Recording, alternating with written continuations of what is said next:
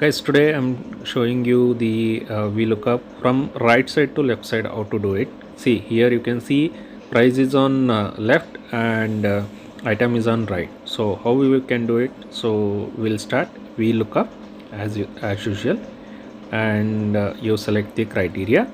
Then if formula open bracket, normal open bracket, then open flower bracket.